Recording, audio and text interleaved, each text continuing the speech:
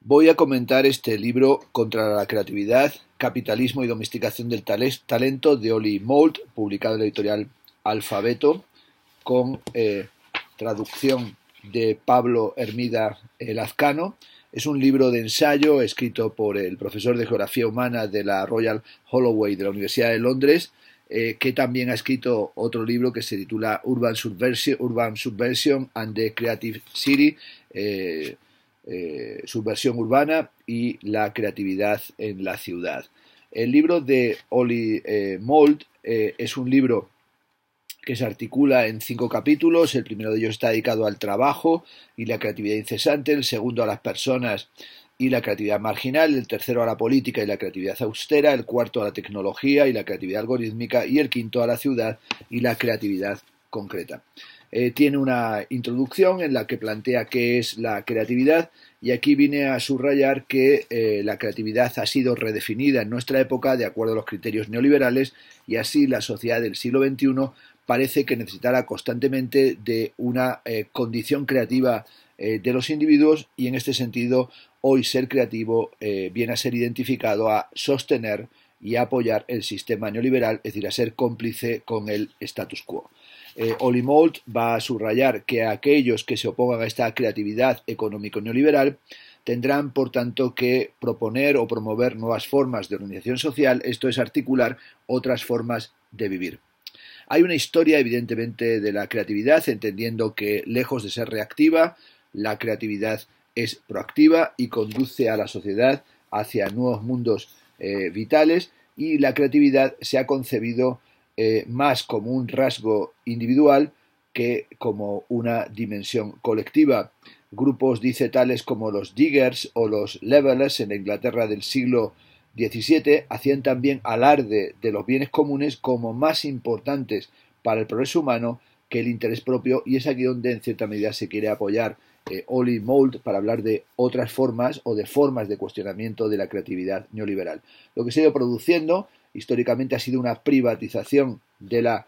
creatividad, y ser creativo es participar de esos valores neoliberales que tienen una historia, que por ejemplo aquí rescata, asociada por ejemplo al gobierno de Tony Blair, a la llamada Cool Britannia, cuando Tony Blair insistía en la importancia que tendría la creatividad en la transformación política o en los beneficios políticos para la sociedad. El nuevo laborismo generó, dice en la página 17, 2 cambios estructurales fundamentales en la socioeconomía de la cultura y la creatividad. Se relacionaba con el pueblo en el ámbito nacional, con su defensa de la cultura popular, y desplazaba la economía de los servicios postindustriales a la proliferación o al apoyo del trabajo basado en el conocimiento. Se promovió, por tanto, una retórica de la creatividad a la que se dotaba de valor económico, y se diseñó una flamante agenda de crecimiento basada en el conocimiento, la iniciativa empresarial y la innovación. En el año 1998 se creó el Ministerio de Cultura, Medios de Comunicación y Deporte, y ahí se comenzó a redefinir las competencias de las llamadas industrias creativas, y sobre todo este asunto de las industrias creativas fue turbopropulsándose económicamente, y aquí se da el dato, por ejemplo, de que en el 2016 se calculó que representaban en torno a 84.100 millones de libras para la economía británica, y empleaban a unas 2 millones de personas.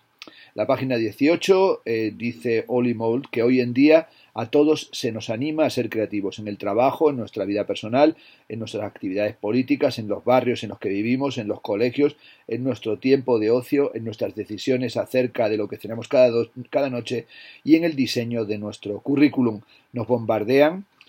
con mensajes de que si somos creativos viviremos mejor y nuestra vida se tornará más eficiente y más agradable. La sociedad contemporánea, por tanto, se formula, se maneja y se mantiene con la creatividad como fuente principal de progreso. La creatividad se ha ido convirtiendo en el paradigma fundamental del crecimiento económico, y es una de las bases de las ideologías neoliberales. En su núcleo, sin embargo, el neoliberalismo no tenía este elemento de creatividad como rasgo distintivo. El neoliberalismo consiste básicamente en la mercantilización de todas las cosas, en la impresión de que racionalidades económicas en los más profundos recovecos de la vida tienen que intervenir para generar mayor provecho, y es toda esta configuración del agente o del ser humano como elemento y agente del mercado lo que ha analizado, por ejemplo, la filósofa, la pensadora Wendy Brown. Es decir, finalmente el liberalismo quiere configurar ese yo emprendedor, y lo que tenemos que hacer es liberar creativamente el emprendedor que tenemos dentro. El relato, sin embargo, y dominante del capitalismo es este relato de la creatividad, que consiste no en crear algo nuevo, sino en crear más de lo mismo. Teóricos sociales como Luc Boltanski y F. Chapielo, en su obra El nuevo espíritu del capitalismo, han defendido que el mundo, tras las protestas del año 1968, cambió, pero no cambió en un sentido progresista, sino lo que hizo fue permitir un crecimiento devastador del capitalismo.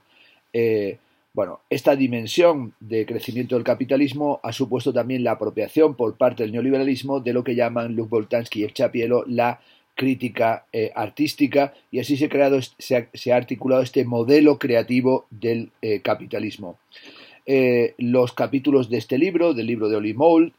lo que van a destacar son las formas en las que el capitalismo se apropia de la creatividad para su propio crecimiento a través, como hemos indicado en el índice, de los prismas del trabajo, las personas, la política, la tecnología y la ciudad, centrándose en cómo nuestra atención se está saturando de una retórica de la creatividad que nos desanima activamente de trabajar propiamente de manera creativa, para únicamente animarnos a estar dentro del horizonte del capitalismo neoliberal. Y este libro se opone a la forma, por tanto, en la que nos dicen que tenemos que ser creativos, y por eso está en contra de la creatividad. Lo que desea Ollie Mould es mostrar que puede existir una creatividad alternativa, tal vez revolucionaria, una creatividad que consiste, dice él, en crear fenómenos novedosos que el capitalismo ignora, porque resulta cada vez más difícil de ver, pero existe una fuerza poderosa en los márgenes de la sociedad y en las fisuras del mundo comercializado que están desestabilizando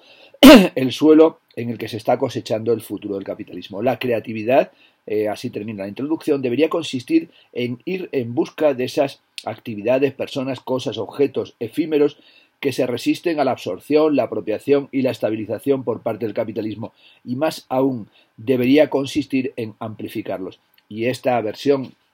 alternativa o crítica de la creatividad es la que este libro pretende defender. El primer capítulo, como digo, se dedica al análisis del trabajo como creatividad incesante, hablando de cómo esta creatividad lo que ha generado es una precariedad total del trabajo, una destrucción de la vida doméstica y la destrucción y la erosión paulatina de los modelos laborales socializados. Es decir, lo que ha destruido es la producción comunal. En el bestseller de Richard Florida, La clase creativa, publicado en el año 2002, se fue transformando radicalmente la noción de creatividad en los ámbitos empresarial y político. El argumento de Richard Florida es sumamente básico y es el siguiente: todo el mundo es creativo. Atrás quedaron los análisis del hombre organizacional que caracterizaban la cultura del lugar del trabajo. Ahora lo que tenemos es esta clase creativa que posee un alto nivel educativo. El 59,3% se viene a decir de los miembros de la clase creativa tiene estudios universitarios, y son definidos como inconformistas y son definidos como adictos al trabajo y como gente que trabaja en cosas que realmente le gusta, y por tanto son un elemento, digamos, ejemplificador de los valores positivos y de los valores transformadores del propio capitalismo neoliberal. Por otra parte, también aparecen como unos elegidos y como unos modelos referenciales. Lo que se ha ido produciendo en los últimos tiempos es una, dice Ollie Mould, creatificación de todos los empleos. Hay que creatificar el trabajo, hay que volverlo imaginativo, hay que rediseñarlo. En una obra reciente del 2017, Richard Florida, esa obra se titula The New Urban Crisis, la nueva crisis urbana, admite que buena parte de sus aspiraciones, esas aspiraciones de éxito de la clase creativa y de su percepción de una utopía bohemia, no han logrado hacerse realidad, y reconoce abiertamente lo siguiente: me he descubierto enfrentándome al lado oscuro de la recuperación urbana que antaño defendí y celebré. Florida tenía razón en una cosa: todos somos creativos, pero no de la manera que él pensaba. Todos somos creativos porque así es como se redefinen actualmente todos los trabajos, en un momento de extrema individuación, en una época en la que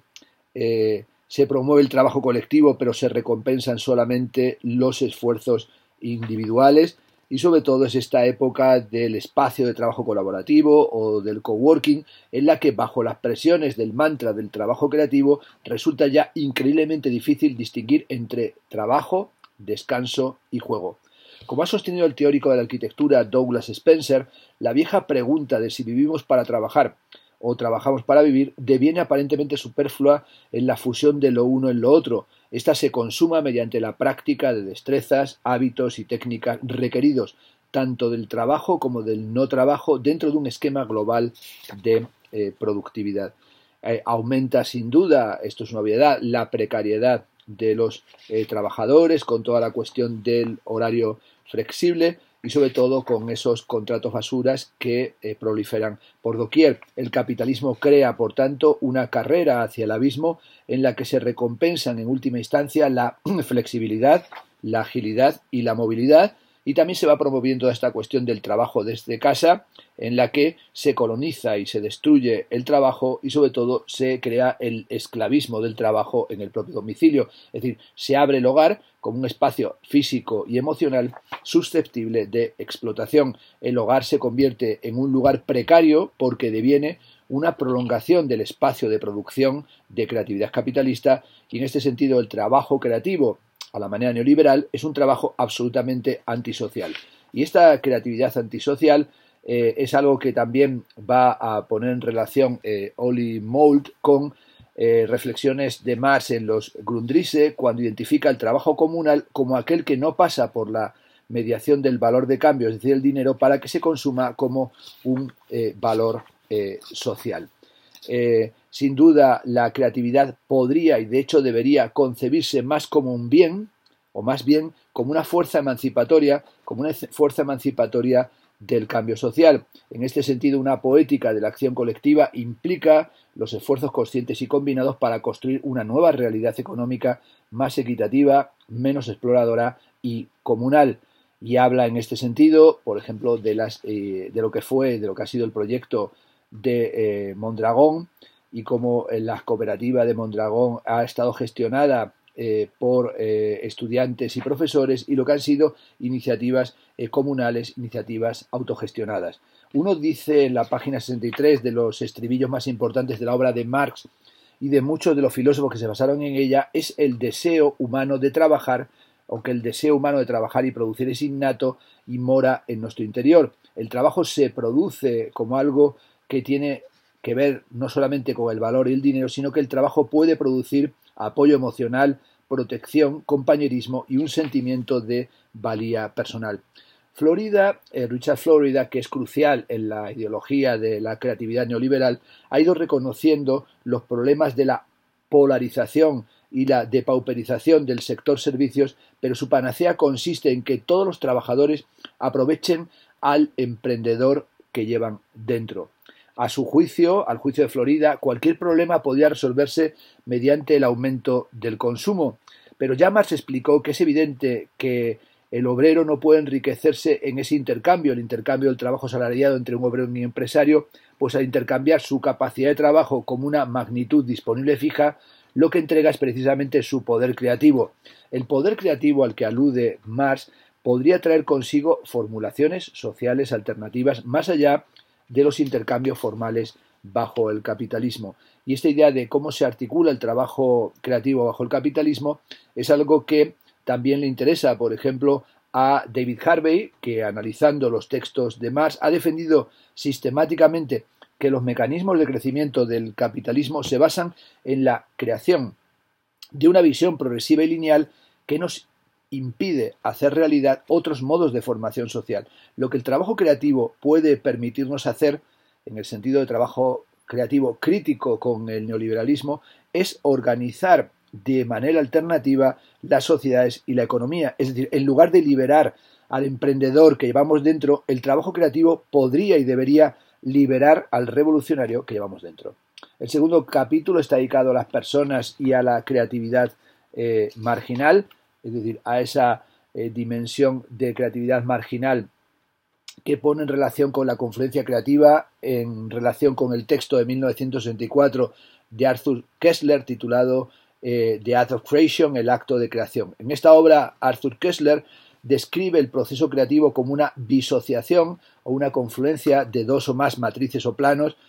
con el fin de establecer una distinción entre las capacidades de pensamiento habituales en un único plano, por así decirlo, y el acto creativo que siempre opera en más planos, es decir, que cambia y altera los marcos de referencia. En el libro del año 2016 titulado Originales, el gurú de la gestión Adam Grant da una nueva vuelta de tuerca a la cuestión de la creatividad como algo que tiene que ver con el storytelling y con aquellos sujetos que por medio de iniciativas empresariales hacen realidad sus visiones. Los originales, dice Adam Grant, son los auténticos innovadores del mundo. Por ejemplo, una cita de Grant dice así: es mucho más fácil mejorar una idea ajena que crear desde cero. Para ser original no tienes que ser el primero, solo tienes que ser diferente y mejor. Estos originales no son siempre líderes inconformistas y arriesgados que hayan llegado a estereotipar la idea del innovador que cambia el mundo. Personas como Steve Jobs, Mark Zuckerberg, Larry Page, Sergey Brin, David Gilboa o Charles Darrow han basado su éxito en un evento gradual, progresivo, que no es propiamente otra cosa que la explotación de innovaciones que son innovaciones de las que ellos en muchos casos ni han sido los generadores. Pero estos monopolistas de la creatividad contemporánea que hablan constantemente de la disfuncionalidad o de la disrupción, lo que están sobre todo es proponiendo una normalización de la creatividad y sobre todo una materialización de la creatividad en la que se va construyendo lo que llama aquí Oli Mold el perfecto sujeto neoliberal. Chris Downey, el arquitecto ciego, dijo en cierta ocasión que hay dos tipos de personas en el mundo: las personas con discapacidades y las que todavía no han descubierto las suyas. Por tanto, ser verdaderamente creativo supone encontrar esa discapacidad y explorar cómo transformar tu mundo. El tercer capítulo se titula La política, creatividad austera, y en él habla de cómo el neoliberalismo implementó la estrategia de las industrias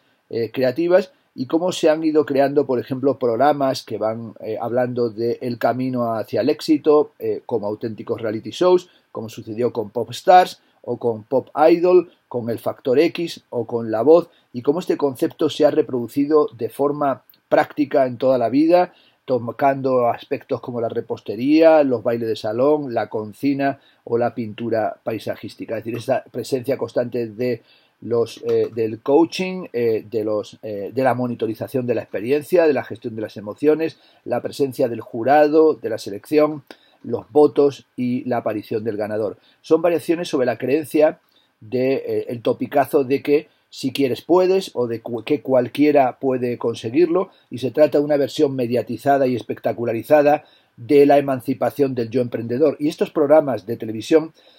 han proporcionado, dice Oli Mold, una mezcla embriagadora de lo que él llama democracia escenificada y una historia de desvalidos en la que el ciudadano ordinario se convierte en una superestrella inserta en un melodrama de villanos, de pantomima, hadas madrinas y escrutinio público.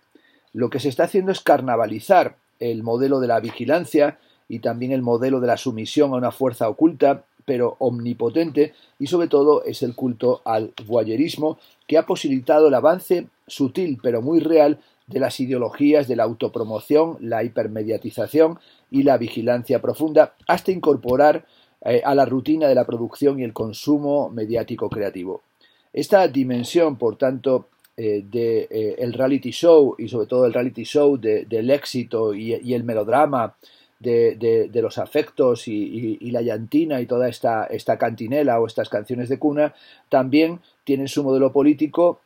con Donald Trump, que encarnó y ejemplificó con enorme destreza ese personaje, sobre todo cuando participaba en su programa de telerrealidad de Apprentice, en el que la cuestión era crear una realidad irreal que sería el trabajo y la de la selección para los puestos del trabajo. Los reality shows,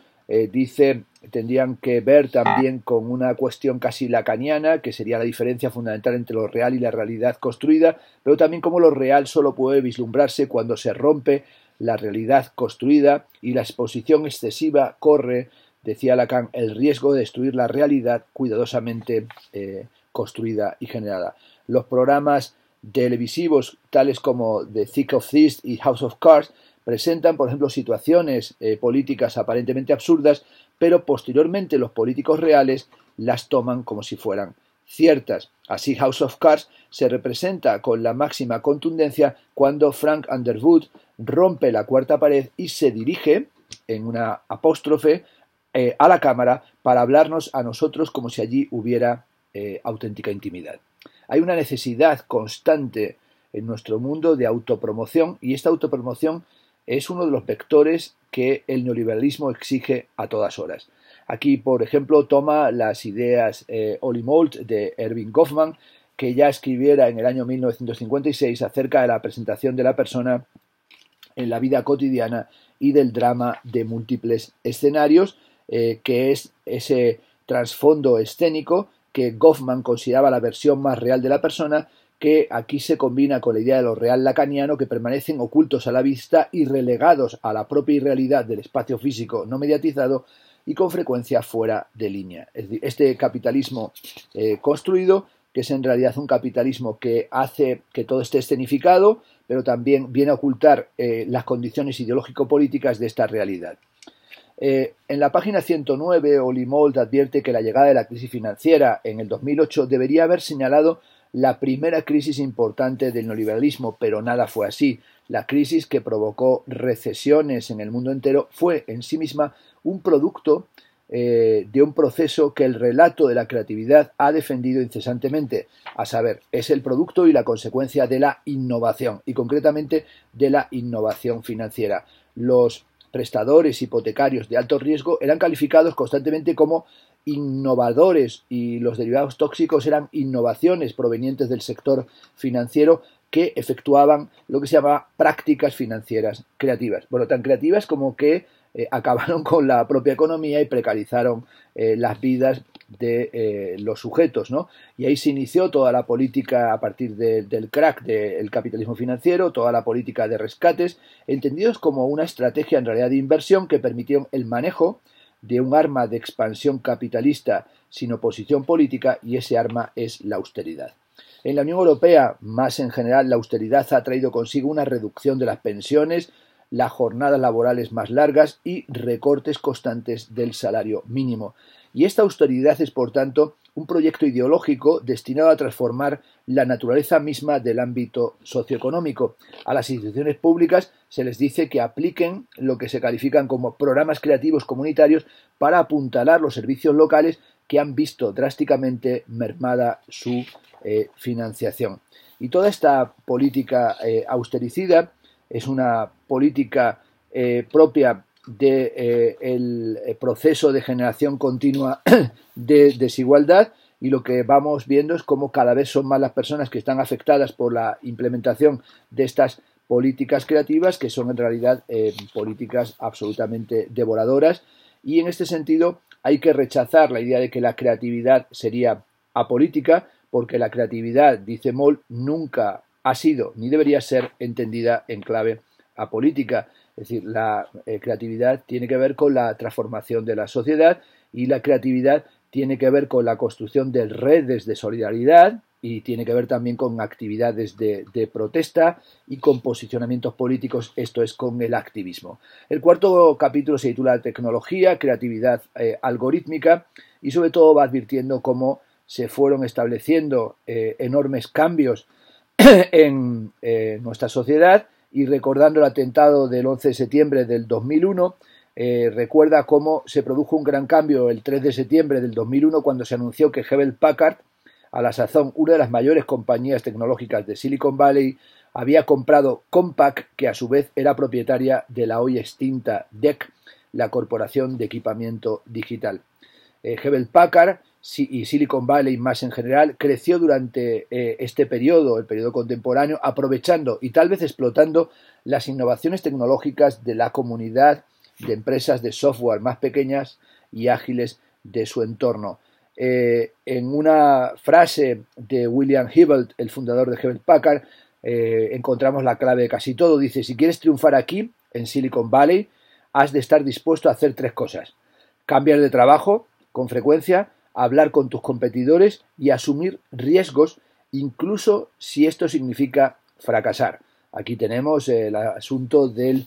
fracasa otra vez, fracasa mejor, toda esa ideología de la innovación disruptiva y del fracaso que ha sido analizada, entre otros, en el libro de Arjun Appadurai y Ned Alexander, Failure, que he comentado también muy recientemente en este canal. Toda esa cuestión, digamos, de la tecnología va creando su propia geopolítica, y sobre todo con esa idea de Facebook también del muévete rápido y rompe cosas. Y vemos como Silicon Valley surge desde el ethos, desde la ética del hacker, y va creando la idea de horizontalización, que es un término, un concepto clave del neoliberalismo, y sobre todo con aquella célebre consigna de Hayek, el neoliberal, que decía que la competencia es un proceso de descubrimiento. De acuerdo con esta visión, los mercados competitivos son las verdaderas fuerzas creativas del mundo, pues para él son naturales. La comparación sencilla entre mercados capitalistas y el mundo natural darwinista ha sido y continúa siendo un principio fundamental del pensamiento neoliberal. Bueno, habla aquí en este libro Oli Molt de esta creatividad algorítmica y cómo la aparición de macrodatos ha llevado a algunos comentaristas a proclamar que los datos son el nuevo petróleo, pero para obtener este nuevo petróleo es preciso perforar y extraerlo, y aquí es donde entran en escena los algoritmos. Un algoritmo es simplemente un conjunto de reglas que dictan conductas particulares. En 2016, dice aquí en la página 143, un equipo informático creó un algoritmo que extrajo datos de los aproximadamente 350 cuadros de Rembrandt existente, y basándose en todas las variaciones de los cuadros anteriores, desde la Ronda de Noche hasta Betsabé con la Carta de David, el código informático imprimió en 3D lo que consideraba un Rembrandt típico, pero completamente nuevo. Este resultado indistinguible de un Rembrandt real para todo el mundo, salvo para los más expertos, y el equipo que está detrás del cuadro se ha preguntado cuál será el siguiente paso para estos algoritmos capaces de producir obras de arte. ¿Estaríamos, se preguntan algunos, asistiendo al nacimiento de una creatividad artificial? ¿O en realidad estaríamos repitiendo y plagiando modelos artísticos persistentes? La palabra fundamental de nuestra época es la palabra dato y el uso de los datos y la monetización de nuestros posts y de nuestras formas de comunicación, y sobre todo en esta época marcada por el impulso a la sociabilidad colectiva que va creando lo que llama Eli Pariser el filtro burbuja o los filtros de perfilado personal. Estamos entrando en una algocracia, en una estructura de gobernanza basada en los algoritmos, en la que se nos ofrece aquello que deseamos, aunque sea de forma inconsciente, en una época dominada por la economía colaborativa o por la economía de plataformas, por todo ese tipo de aplicaciones, como sería el caso de Uber, que ya conocemos cuál es su vector destructivo. El desarrollo de la llamada economía colaborativa obedece en parte a la retórica que rodeó el crecimiento de la economía creativa moldeada por Silicon Valley en los primeros años del siglo XXI, que incluía sistemáticamente el tópico de que la economía tenía que ser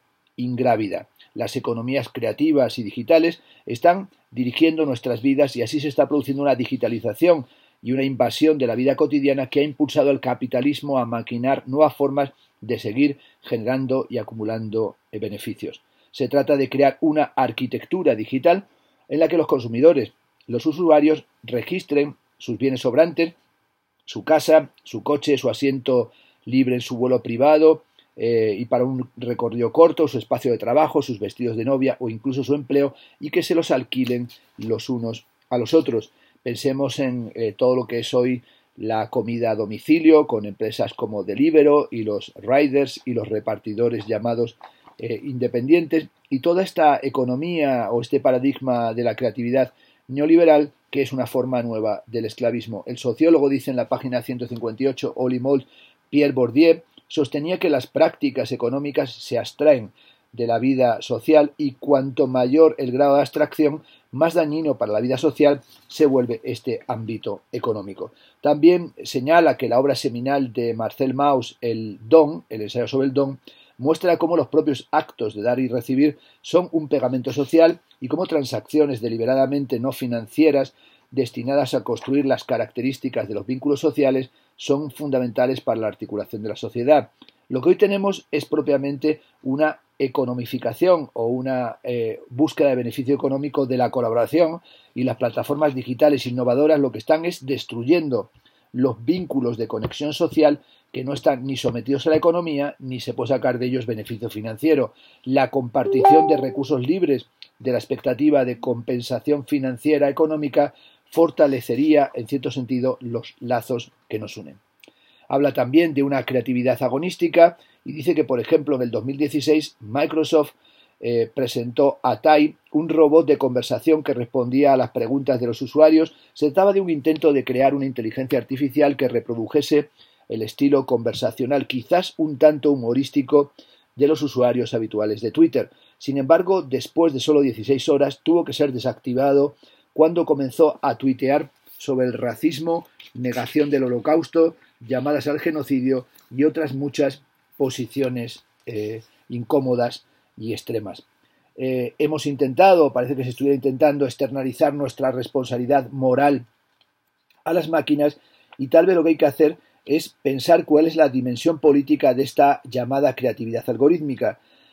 Oli Mold recurre a Chantal Mouffe, quien ha sostenido que la confrontación entre visiones opuestas forma la base de un proceso democrático que busca horizontes alternativos más allá del modo predominante de producción capitalista, esto es, una política agonística. Ser creativo implica pensar en formas completamente nuevas de organizar la vida social, formas que traten de colectivizar en vez de individualizar. Ser creativo en el sentido de la creatividad opuesta a la creatividad neoliberal, es decir, hay que ingresar en el terreno inestable de lo que llama Oli Mold, de la mano de Chantal Mouffe, una creatividad radical que sobre todo se basa en el disenso. Para mitigar los efectos nocivos de la creatividad tecnológica y del aprendizaje automático, y para preservar una sociedad democrática y agonística, hemos de comenzar por crear, dice Oli Mold, plataformas digitales con vías de salida incorporadas. Es decir, necesitamos ser capaces de desconectar con la misma facilidad con las que nos conectamos. El pensamiento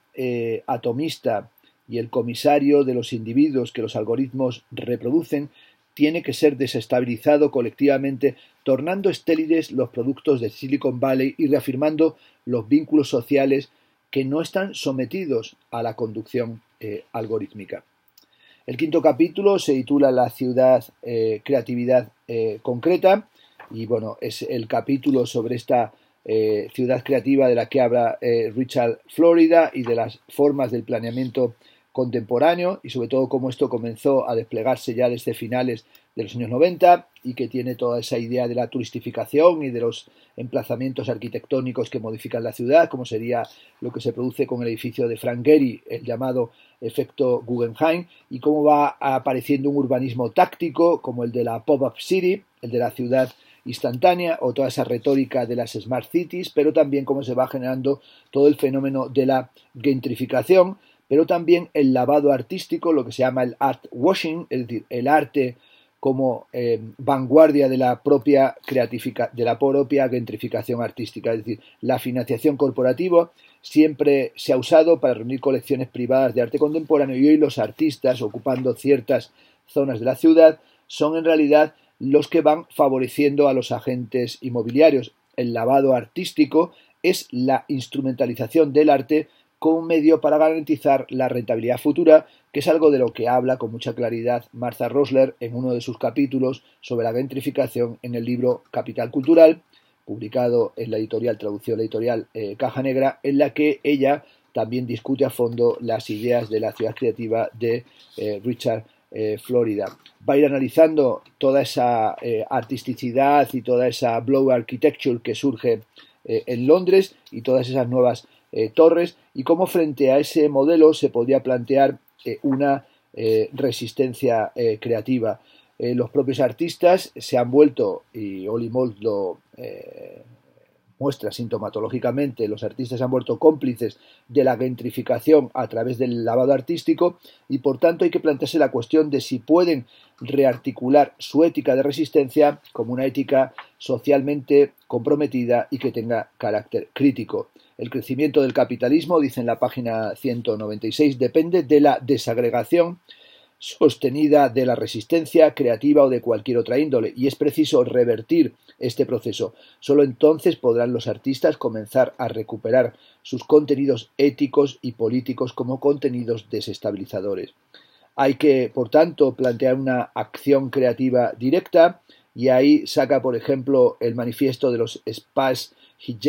Hijackers,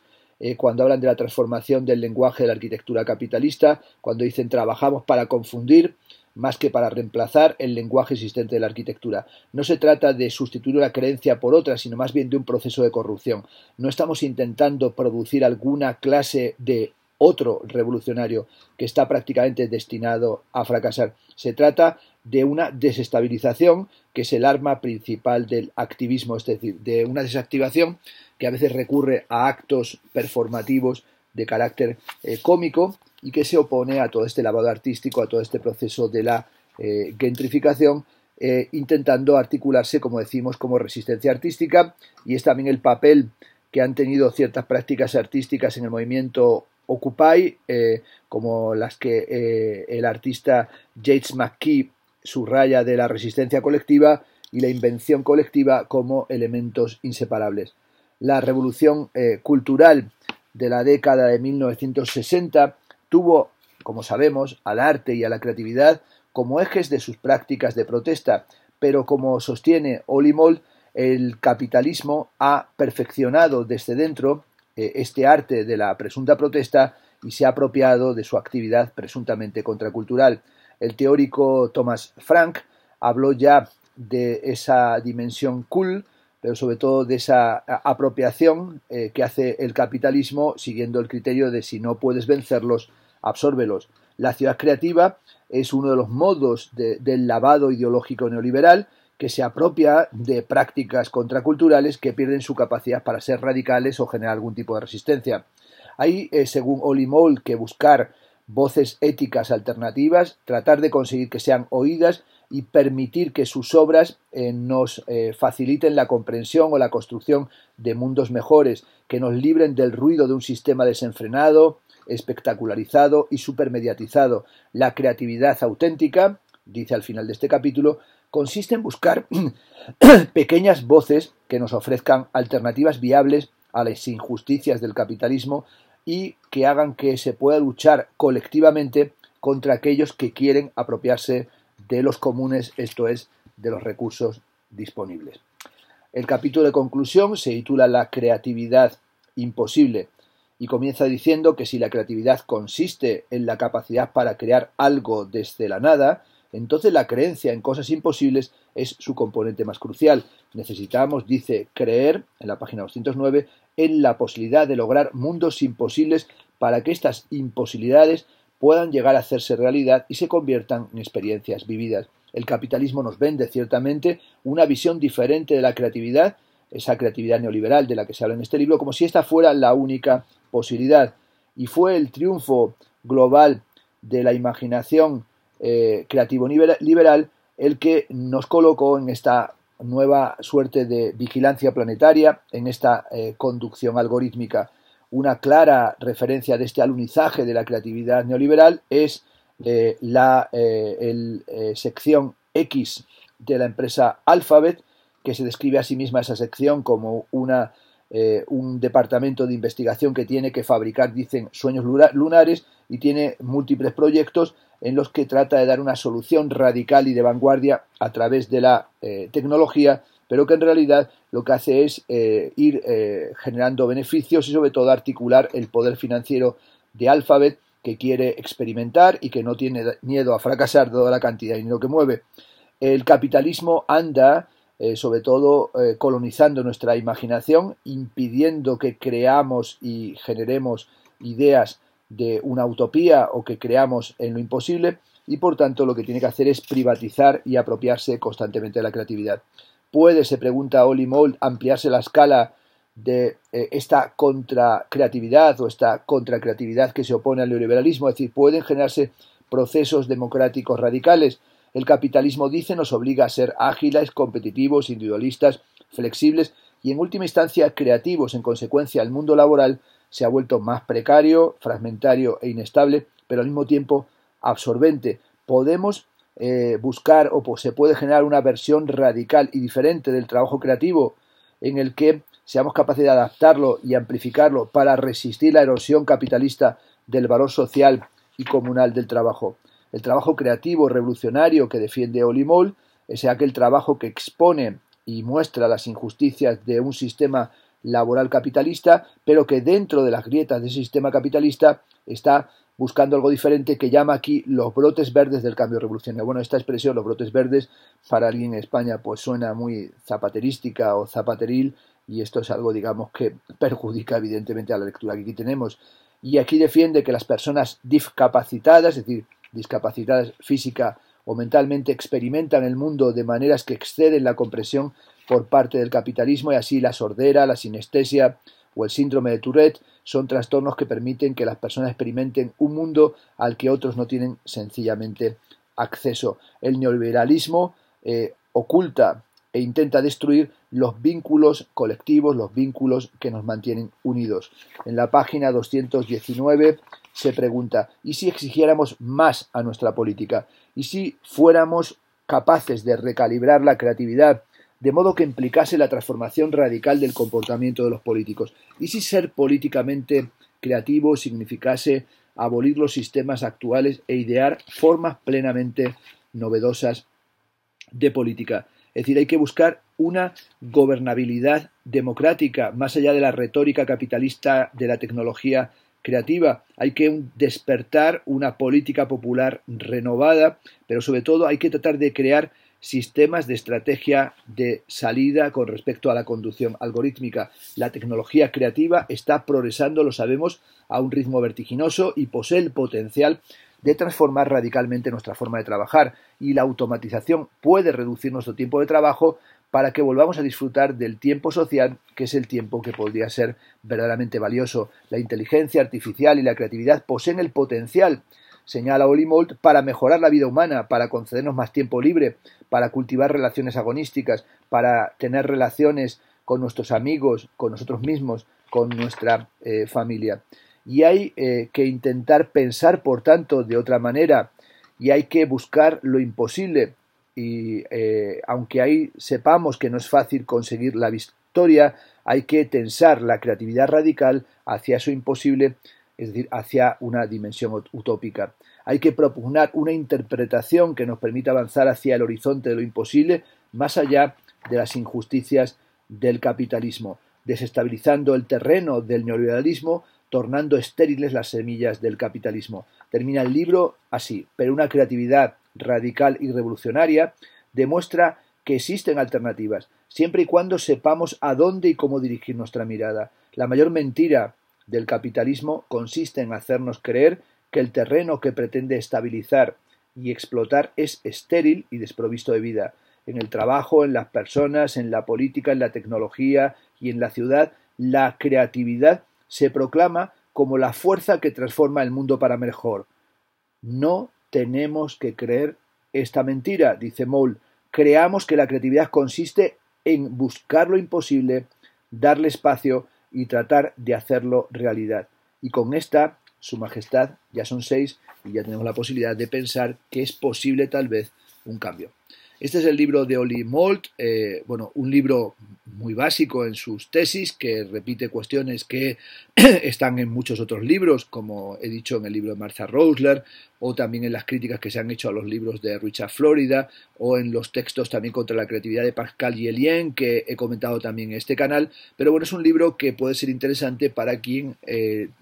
busque o tenga una primera aproximación a una crítica de los modelos algorítmicos y de los modelos del neoliberalismo contemporáneo que defienden esta cuestión de que todos tenemos que ser creativos y que todos tenemos que estar tremendamente satisfechos por convertir nuestra imaginación en la fuerza fundamental en este trabajo de carácter disruptivo que es parte de esa ideología que hemos llamado la siliconización del mundo. Por tanto, Oli Mold, Contra la creatividad, capitalismo y domesticación del talento, es un libro que es recomendable.